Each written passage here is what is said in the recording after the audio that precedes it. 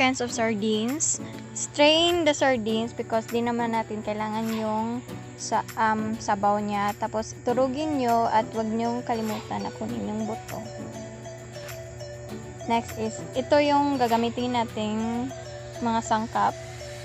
Salt, pepper, and yung mga lamas. So, ito na yung flattened bread. So, ngayon, ilalagay na natin yung mixture na ginawa natin. Yan. By the way, guys, it's up to you if lalagyan nyo ng pipino or ng mayonnaise. Well, it's up to you talaga. Tapos, lagyan nyo ng cheese.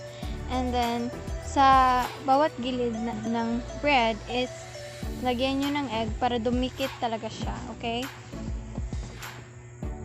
Yan. Ganun. Kasi ang pangit pag humiwala yung bread. Kasi lalabas yung mixture na ginawa natin.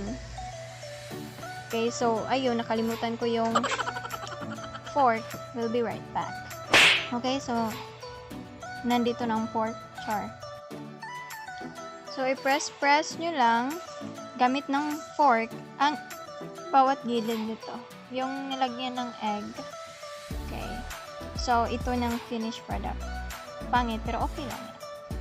So same thing, maglagay ng mixture, tapos ganyan, lagay ka ng mixture, tapos ganyan, and put cheese, any cheese will do. Okay, so same, then lalagyan nyo ng egg yung gilid para dumikit yung bread. Tadadan! Okay. So, itiklop nyo lang, char. Press, press, press. Press, press, press. Press. Press.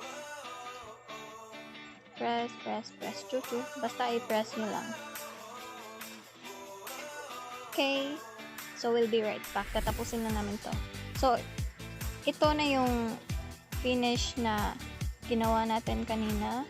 And then, so, ayun, natapon yung egg. Kasi clumsy ako. Okay. So, dip the bread sa egg. Tapos, dagan nyo sa may breadcrumbs. Yan. Okay. Dapat talaga dumikit yung breadcrumbs, te. Pero maganda yung labas. Pero it's up to you. Pero it's up to you kung lalagyan nyo ng breadcrumbs. Pero for me, mas nice kasi yung may breadcrumbs. Aba na lang ko.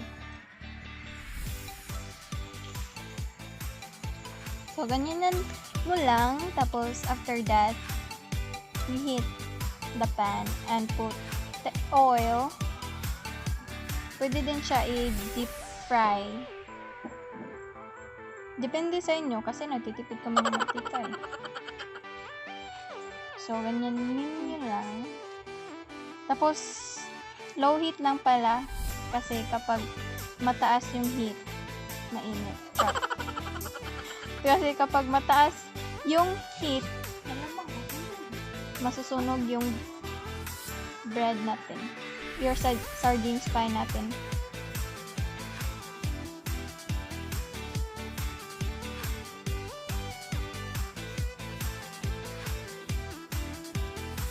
Kaya, ganyan, flip lang.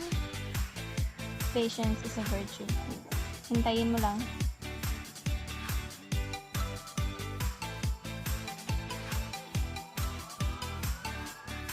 So, ito na yung finished product. So, yun na po lahat. Thank you for watching. God bless. Don't forget to like and subscribe. Thank you! Mwah!